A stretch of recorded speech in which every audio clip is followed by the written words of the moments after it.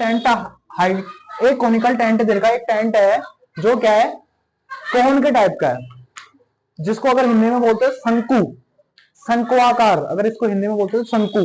जैसे आपने देखा होगा ना कीप, कीप साइज बोलते हैं इसको नॉर्मली, अगर हम ना कीप, आपने उसमें केमिस्ट्री में पढ़ी होगी कीप, बीकर में डालने वाली आती है, ऐसा होता है ना।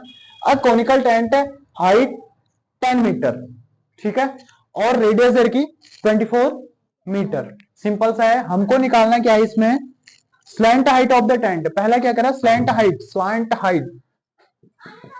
अब देखो आसान सी चीज क्या है इसमें बताऊं, slant height of the tent.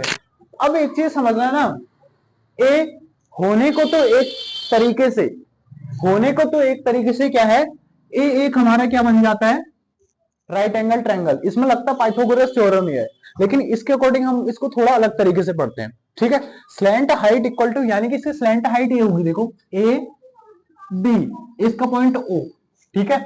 Slant height के लिए एक फॉर्मूला होता है, ध्यान से समझना भाई, पहले समझ लीजिए, ठीक है। स्लैंट हाइट के लिए एक फॉर्मूला होता है, स्लैंट हाइट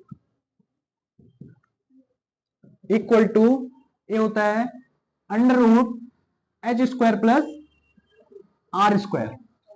समझो जरा मैं इस बात को, देखो जो पाइथागोरस थ्योरम होता है उसमें हाइपोटेनस का स्क्वायर प्लस ना इक्वल टू होता है base square plus perpendicular square, है ना। लेकिन इसमें क्या है, एच स्क्वायर, हाइट कितनी है हमारी, देखो 10 मीटर, 10 का स्क्वायर प्लस रेडियस 24 का स्क्वायर अंडर रूट 10 का स्क्वायर कितना हो गया, 24 का स्क्वायर होता है 576, क्या होता है, आ रही बात समझ में, बहुत आसान सी चीज है।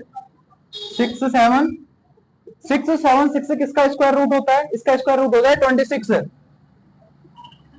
तो स्लैंट हाइट इक्वल टू आ गई, स्लैंट हाइट इक्वल टू आ गई तुम्हारी 26 मीटर। बहुत आसान है, लेकिन इस फॉर्मूले को हमने समझना है, आगे के क्वेश्चन में भी आएगा, ठीक है। कभी आपको देखो दो चीजें दे रखी, स्लैंट हाइट निकालनी तो आपने under root H square plus R square, ठीक है, आप ऐसे कैलकुलेट करके निकाल सकते हो। अगला पार्ट क्या कह रहा है इसका, cost of the canvas required to make the tent if the cost of 1 metre canvas is. अब देखो, अब इसका क्या कह रहा है, cost of the canvas required. अब जो एक हमारा कॉनिकल टेंट है, इसको बनाने में टोटल क्या लग रहा है, कह रहा हमारे पास जो कैनवास लग रहा उसके लिए क्या है, उसकी कॉस्ट निकालनी, ठीक है।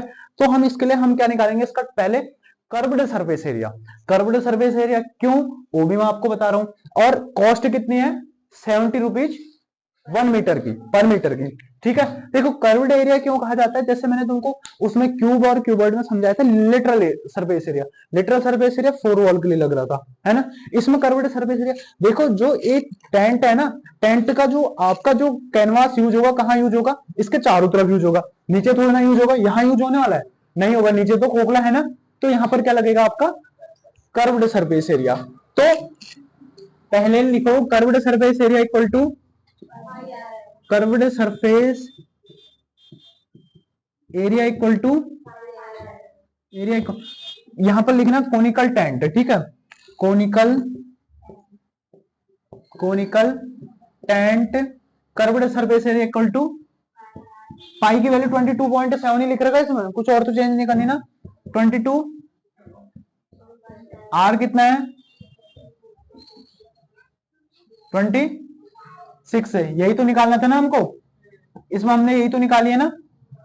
सॉल्व करने पर करो तो इसको कितना आ रहा 24, 22/7, 24 और 26 मल्टीप्लाई करके आएगा 6 4 जा 24, 6 2 जा 12 और 1 44, 2 4 जा 8 और 2 4 जा 2 2 जा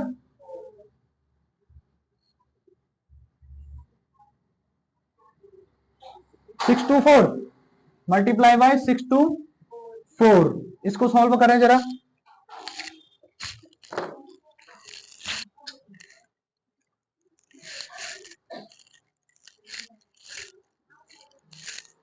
624 इंटू 22 डिवाइड बाई 7, ये आ रहा तुम्हारा 1961.14, 1961.14। अब देखो ये हमारा क्या होगा, टोटल कर्व्ड सरफेस एरिया, कितना मीटर स्क्वायर। ठीक है, इसको हम क्या कर देंगे 70 से multiply. 1 metre square, 1 metre square tent cost equal to हो गया तुम्हारे पास 70 रुपीज। देयरफॉर हाँ 70 इंटू 9 कितना आ रहा है बोलो।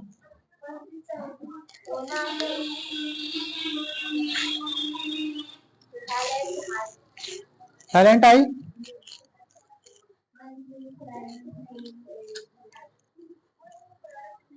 137280 है ना, 137280 रुपीज। सही है, ठीक है, इसको नोट करो, बंद कर दो।